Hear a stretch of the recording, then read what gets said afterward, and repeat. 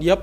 ay saagu màdd ginnaaw bi waa douane defee vérification yi ñu gis ni ay drogue la ñu làq ci suuf daañ ci dikk par rapport ak l'évolution de ce dossier là mais aussi beneen dossier boo xam ne dafa ñeel wàllu trafic mais aussi consommation de drogue ak ñenn ñu ci jàpp fii Sénégal te ñu ràññee leen lool ci pénc mi donc bu ñu tàmbalee par rapport ak cas bi nga xamante ne nii moo ñeel dossier bu Koumpentoum bi yéen a ngi fàttaliku dikkoon nañ ci semaine bi altine yemoo ko fukki fan ak juróom ci weeru juin bi ñu nekk la ko tàmbalee 8 heures ci suba ci diggante Koumpentoum jàpp Koungheul ca yoon ba jëm Idda Mouride ñi nga xam ne ñooy les agents de la brigade mobile des douanes bu Koumpentoum dañu intercepté woon benn camion ci biir camion bi nag ñu gis ni dafa yeboon ay saagu màdd ba fees dell waaye daal gannaaw ba ñu amee ay soupçon ci camion boobilee ba ñu yëkkatee li nga xam ni mooy saag ya dañu gis ni ca suufu saag ya dañ ca dugal ay plaquette drogue ay mbir yoo xamante nii ginnaaw bi ñu ko caytoo gis nañ ni ab cocaïne la boo xamante ni nii de qualité bu ñu ko xaymaa ci lim maanaam plaquettes yi mi ngi toll ci 844 plaquettes ci li ñu jàpp ci drogue bu ñu ko xaymaa nag ci dayoo maanaam poids wu produit yooyu la wala drogue bi mi ngi toll ci 970,6 kilogrammes bañ ko xaymaa également ci koppar ëpp na 50 milliards ci bu fekkoon ni rëcc na ba xëy na ñu tasaare ko ci marché bi nga xamante nii ñoo yëngu ci trafic drogue.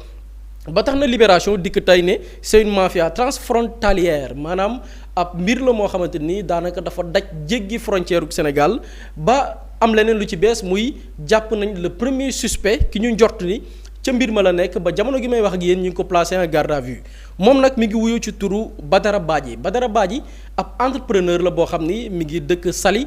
et bu ñu sukkandikoo ci paaseem maanaam la nga xam ni mooy mbirum dundam ak yenn ci ay mbir yu mu jotoon am ay jëflante mosoon nañ ko tudd ci mbir yu ni mel moom nag naka lañ ko arrêté ci benn cas bu xaw a particulier la ginnaaw bi ñu saisiré camion madd yi nga xam ni lim naa ko te ñu fekk ci drogue bu toll ci 970,6 kilogrammes bésul lundi yemoo ko fukki fan ak juróom ci weeru juin atum 2026 bi ñu nekk camion bi def drogue beeg madd yeeg yëpp dañ ko jël jébbal ko waa brigade mobile des douanes de Koumpentoum maanaam ci seeni locaux ñu jël fa jébbal fa mbir yi nga xamante nii moom la ñu jàpp bi ñu ko yóbboo ca barab ya ki nga xam ne mooy Badara Badji moom dafa déplacé woon dem ba ca barab ya ñu denc drogue beeg saaku madd yeeg camion ba prétexte nag bi mu jël mooy dafa dégg ni jàpp nañ ab camion bu def madd mu ne madd yooyu noonu la ñëwoon ngir xool ndeem dañ koy jaay wala xëy na peut-être moom mënees na ko jëfandikoo ngir wàllu commerce ak yu ni mel mais comportement am dafa xaw a bizarre ba ñi nga xam ne ñooy agent yi yëngu ci wàllu douane am daal xel ñaar ci nit ki ak jëmb ji ci lañ ko jàppee teg ko loxo interpellé ko bi ñu ko interpellé li ñu constaté d'abord mooy ndeke dafa jëloon téléphone am di filmer li nga xamante ni nii mooy camion bi defoon madd yi defoon également drogue yi doon saisir marchandise bi nga xamante nii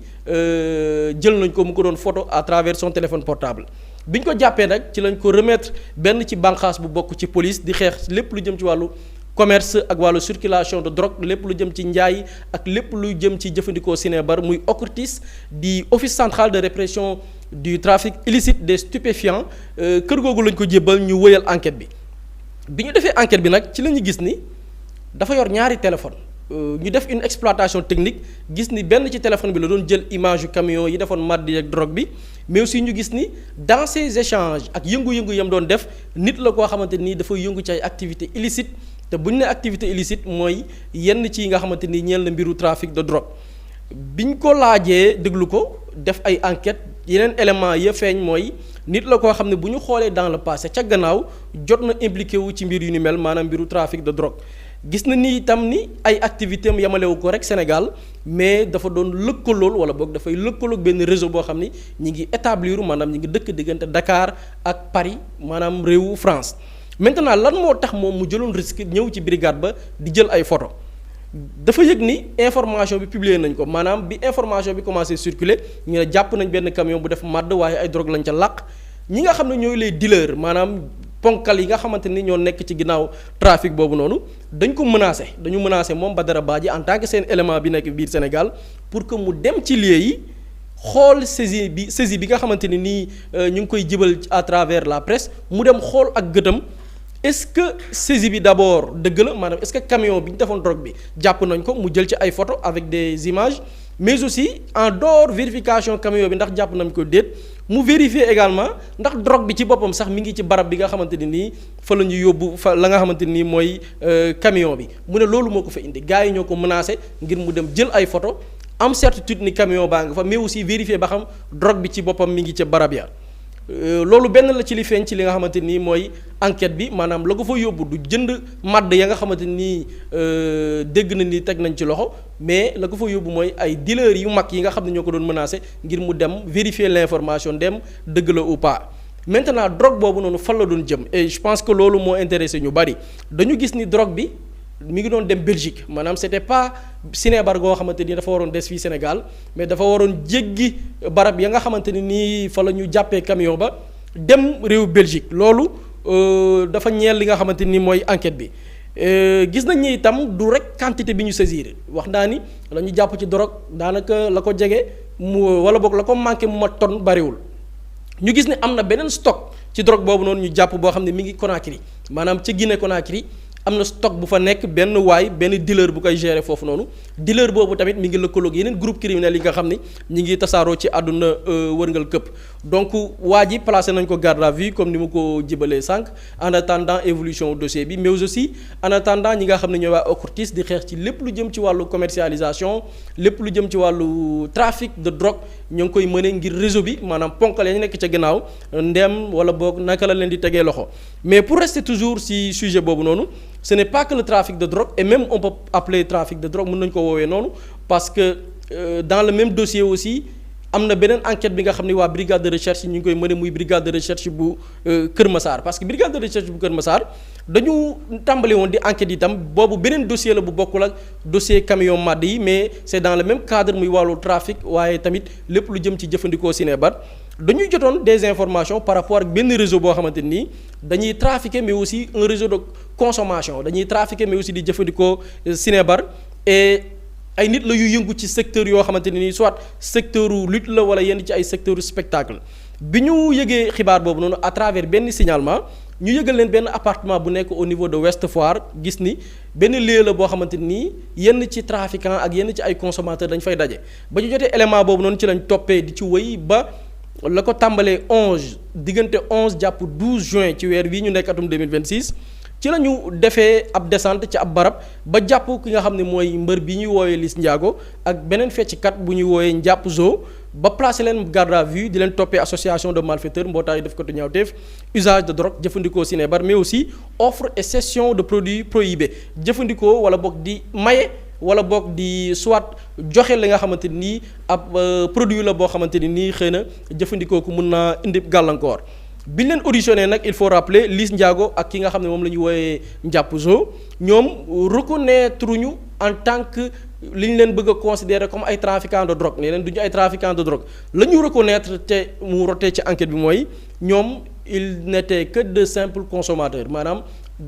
Sinébar bi jëfandikoo kese lañ ci doon def mais du ñu ay trafiquants gannaaw gi yóbbu nañu leen fi nga xamante ne nii mooy tribunal bu Pikine Guédiawaye ba le juge d'instruction du deuxième cabinet bu tribunal boobu lay déglu leen ginnaaw bi ñu jëlee enquête bi jëlee ko ci brigade de recherche bu Kër Massar yóbbu ko tribunal bu Pikine juge bi nag ki nga xam ne mooy Liss Ndiago dañ ko placé mandat de dépôt mercredi 17 juin 2026 maanaam yóbbu nañ ko kaso en attendant ñuy enquête ci dossier bi par rapport ak son degré d'implication beneen nit bi nga xam ne jàpp nañ ko également muy Njàpp Zo moom xëy na peut-être cas moo gën a moins sévère que Liss Ndiago parce que moom dañ ko placé sous contrôle judiciaire donte fee ñu koy toppee tegg wuñ ko mais takkal ko li nga xamante ni mooy bracelet électronique ñu leen di toppee association de malfaiteurs mais aussi détention et usage de drogue dure maanaam mbootaay def ko du ñaawteef waaye tamit ñoo xam dañu yor ba noppi di jëfandikoo li nga xamante ni mooy Sinébar déggeen ko ci aussi wax naa ni enquête bi ça concerne le milieu de la lutte mais aussi le milieu du spectacle ñi nga xam ne dañuy yëngu ci wàllu showbiz ak yu ni mel déggoon ngeen fi ab soxna buy woo ci turu Mame Diarra Diop ñu ràññee ko muy ab comédienne am lu toll ci ñaar fukki at ak ñaar 22 ans ñu ràññee ko ci turu actrice bii di Jojo ci ab série bu ñuy woowee Babel moom nag comme ni ngeen ko yëgee ñi ngi ko jàppee à travers benn vidéo bu mu publié woon sur Snap par erreur après ñu bari relayer ko partager ko sur TikTok sur Facebook bi information boobu commencé tasaaroo ci la procureur bu Pikine tribunal bu Pikine Guédiawaye Saliou Dicko defee benn mandat jébbal ko waa brigade de recherche bu Kër Massar ngir ñu wër soxna si xool fan la nekk gannaaw gi ci la waa brigade de recherche bu Kër Massar commencé traquer ndaw si ba localiser ko ci benn appartement boo xam ne mi ngi nekk au niveau de la ZAC Mbao fa lañ ko localiser ba dem jàpp ko ci appartement boobu noonu mais jàppuñu ko moom kese soxna si ñi ngi ko jàpp ak beneen taximan bu wuyu ci turu Talla Dia am lu toll ci fanweeri at ak juróom-ñaar beneen technicien koo xam ne technicien la en génie civil lépp lu jëm ci wàllu tabax ak yu ni mel di woo ci turu Babacar Dieye am lu toll ci fanweeri at ak benn 31 ans beneen plombier tamit ci biir appartement ba lañ ko fekkaale bu woo ci turu Baye Zal Mbeng am lu toll ci fukki at ak juróom-ñett moom itam ñu jàppaale ko bi leen jàppee nag auditionné nañ leen soxna si di woo ci turu Mame Diarra Diop ñu gën ko xam ci joojo biñ ko confronté ak les images yi nga xam ne recueillir nañ ko mu yor benn genre bouteille produit bu ñu naan jet di ko jëfandikoo ci anam goo xamante ni nii dafay ndiru kuy jëfandikoo sinébar daf ko weddi nee na du sinébar waaye cigarette la doon jëfandikoo benn même lay bi aussi ci wàllu consommation de drogue boobu noonu parce que am na lu ñu fekk ca barab yi leen jàppee yeneen ñetti xale yu góor yi leen fekkee tamit ñoom itamit même lay ya soxna sa teg ñoom itam moom la ñu teg sur la table mais dafa am mbir boo xamante nii xëy na moo xajamal seeni mbir mooy jour bi ñuy def perquisition bi maanaam bi brigade de recherche bu Kër Massar localisé soxna si ba xam ne mi ngi dans un appartement à ZAC Mbao perquisition yi ñu def dañu fekk ci barab ba appartement bi ab pëndëx bu weex boo xam ne bu ñu ko xaymaa ci dayo mi ngi toll ci 300 grammes ñu fekk ko ca appartement ba bi ñu ko analyser pëndëx bu weex boobu noonu dañu gis ni effectivement cocaïne la maanaam benn ci drogue yi nga xamante ne nii nit mënees na ko jëfandikoo muy loraange baaxul ñoom gannaaw gi la leen placé garde à vue pour mbootaay def ko ñaawteef association de malfaiteurs détention et usage de stupéfiants jëfandikoo li nga xamante ni nii mooy yenn ci ay produits yoo xamante ni nii baaxul notamment lim nañ ci cocaïne mais yamuñu rek ci cocaïne mais chanvre indien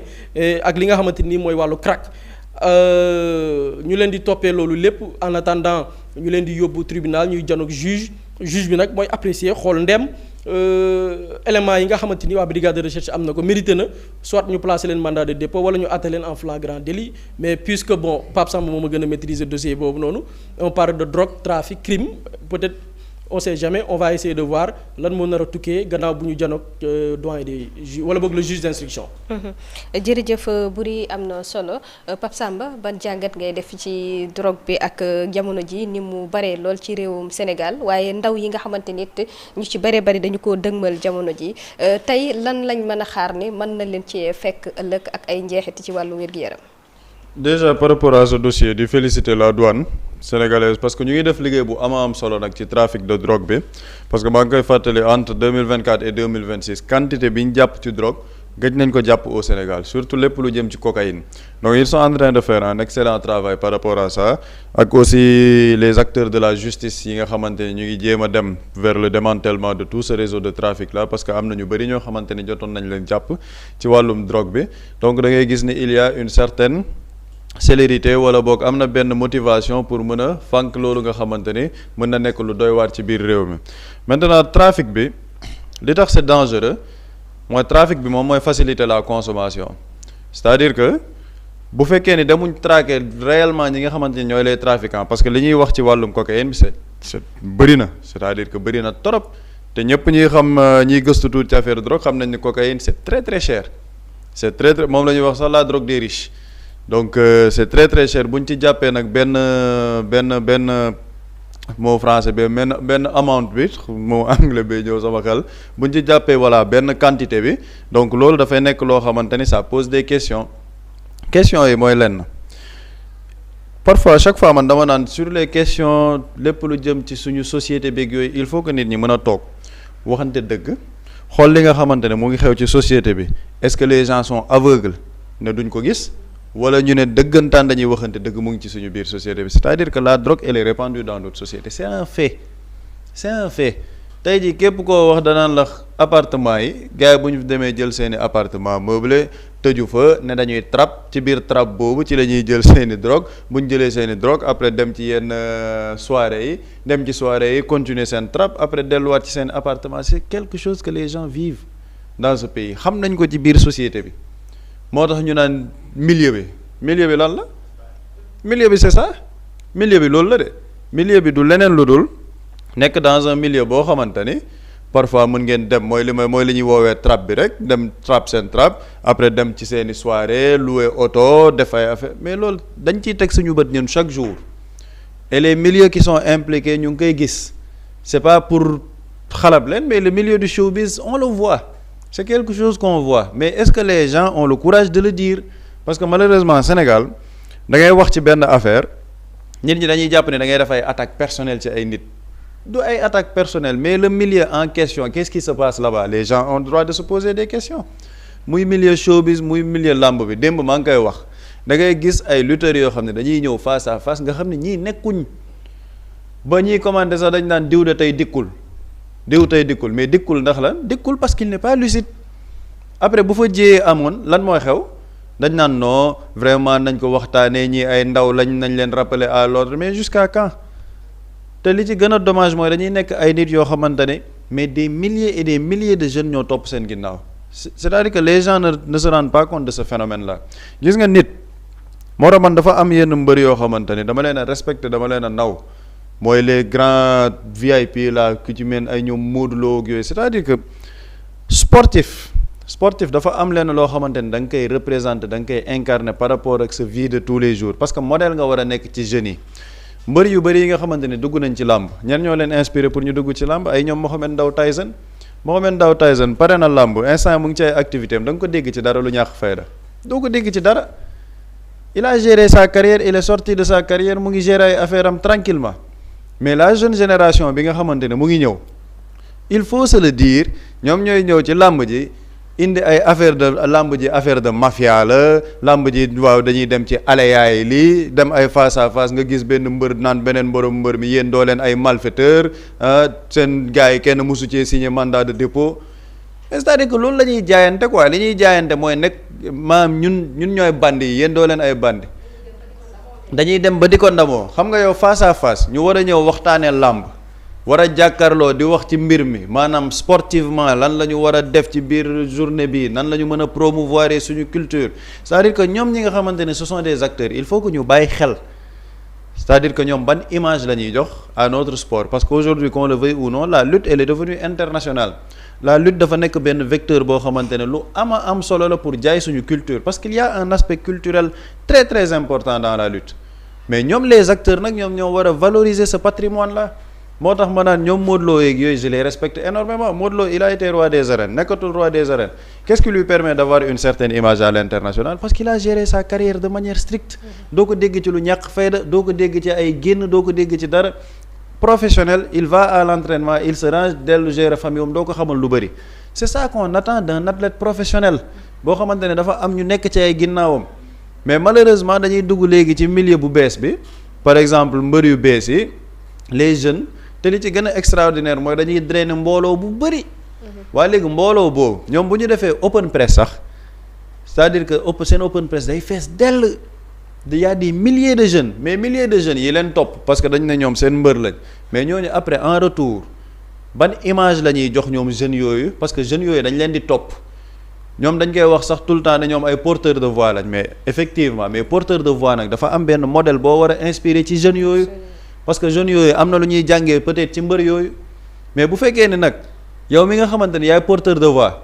da ngay dem taxaw face à face waxoo ci ni ngay daanee sa adversaire waxoo ci nan nga nar a bëree nan nga préparé woo ngeen di bàkkoo ni diw moom mooy bandi yow doo bandi man maay bandi seen waat kii kenn mosu cee signé mandat de dépôt mais boo yi leen di topp tamit dañ naan ok kon pour nga mën a nekk ci mbir mi pour nga mën a nekk jàmbaar il faut nga signer mandat de dépôt il faut nga def benn affaire nekk bandi mais malheureusement c'est ça le message qu'il renvoie aux jeunes boo demee ci showbiz bi c'est la même chose pourquoi les gens aujourd'hui veulent coûte que coûte dugg ci showbiz bi parce que dañu ne c'est l'argent facile moom nga fay am boo génnee ci benn série une fois deux fois tu peux rouler avec une voiture à 40 millions tu peux avoir un appartement à Yoff wala Almadies mën nga ubbi sa benn boutique di jaay say yére mais c'est-à-dire que c'est la réalité qu'on vit tous les jours lenn moo fi am nit ñi sañ ko wax wala ñu bañ ko wax te wax ko nag du soxor wax ko du soxor mais c'est par rapport à la jeunesse ñun li ñuy pendant 10 ans ngi nii suñu société quels sont les secteurs qui vendent le plus mais c'est le showbiz la musique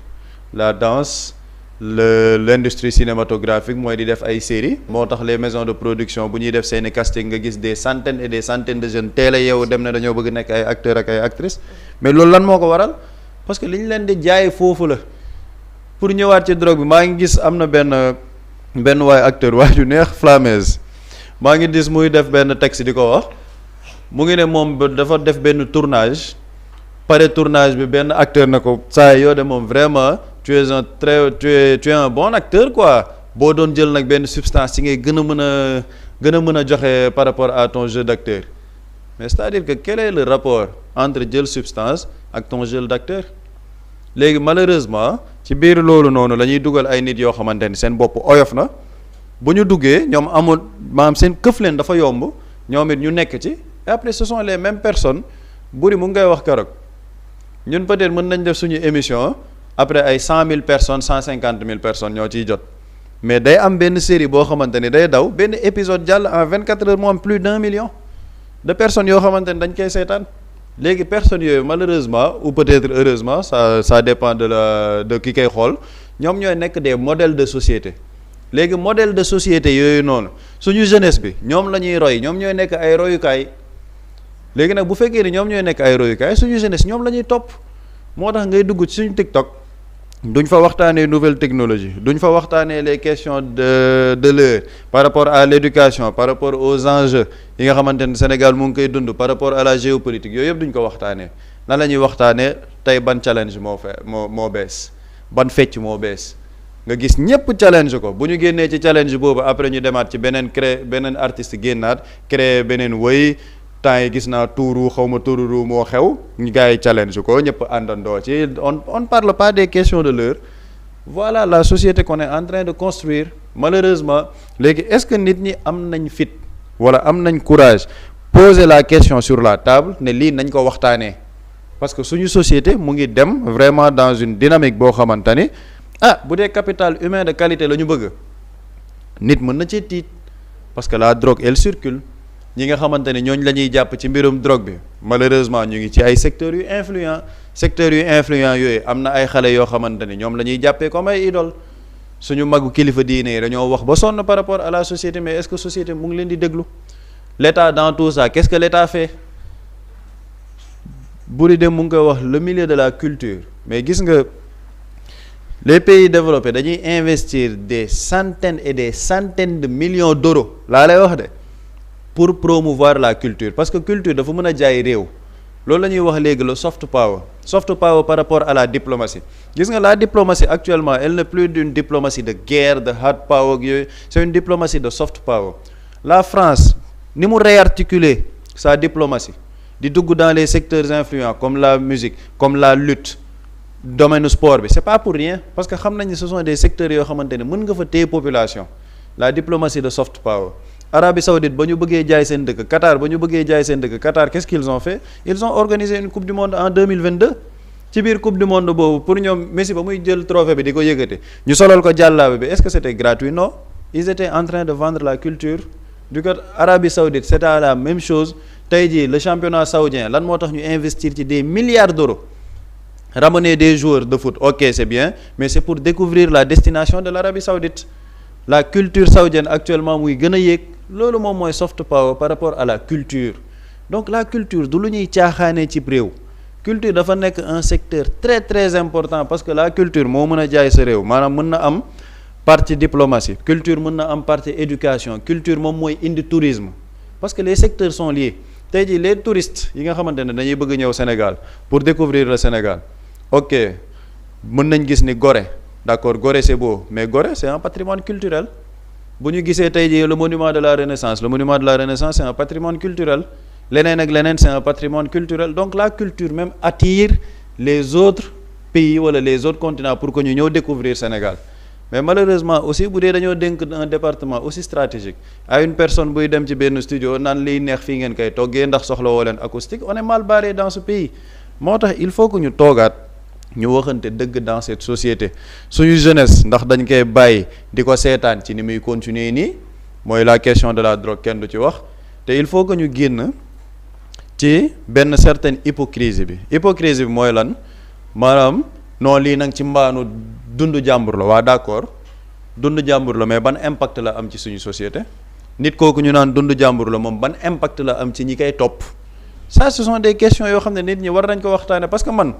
gëw ma ne war nañu réprimer les jeunes là par exemple man bu fekkee ne comme le cas de l'actrice là xam nga elle est très jeune nekk ci mbir mi man je pense qu'ils ont même besoin d'un suivi psychologique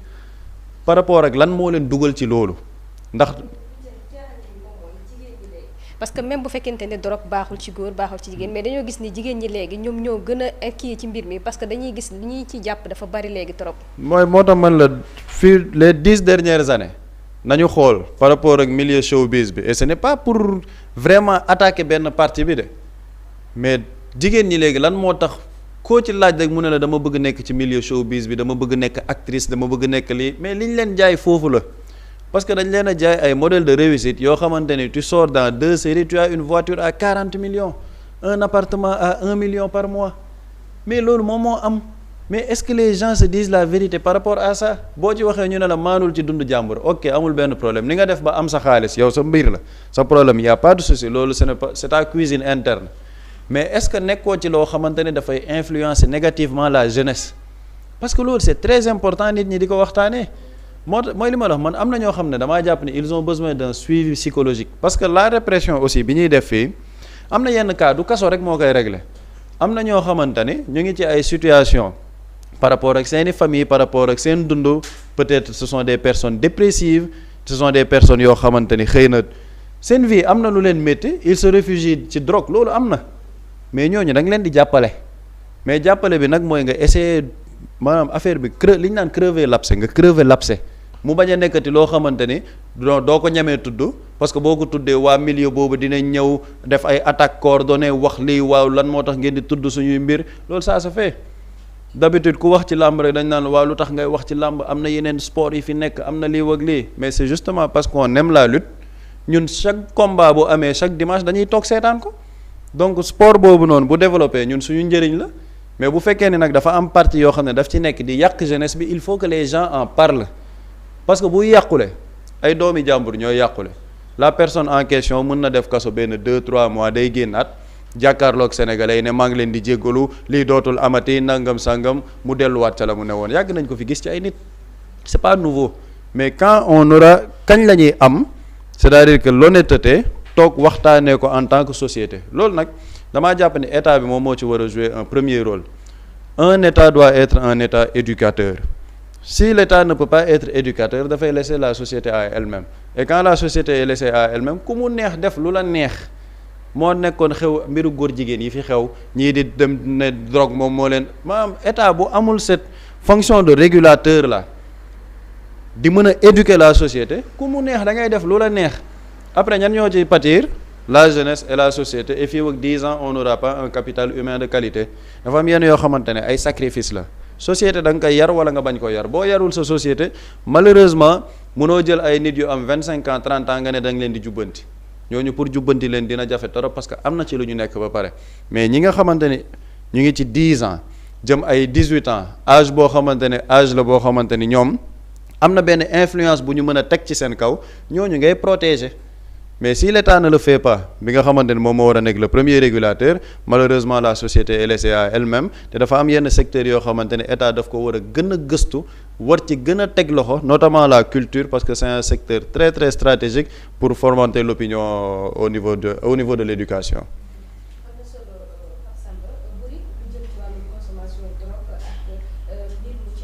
mel ni yëf yi moo ngi gën a tar ndax jotul tamit